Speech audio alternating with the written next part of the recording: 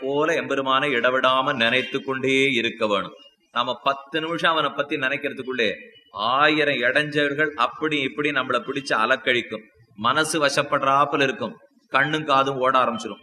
கண்ணும் காதையும் இழுத்து பிடிக்கிறாப்புல இருக்கும், மனசு இன்னொரு பக்கம் ஓடுறதுக்கு ஆரம்பிச்சிடும். பெருமாளுக்கு பூஜை பண்ணணும்னு காலத்தால 15-20 நிமிஷம் ஒதுக்கி வச்சிருக்கோம். அந்த 15-20 நிமிஷத்துக்குள்ளதான் ஊர்ல இருக்கிற அத்தனை பேச்சு நடுவுல வந்துட்டே இருக்கும். மத்த எல்லா சமயத்துல கூட பேசாம இருந்தாலும் இருந்துருவான்.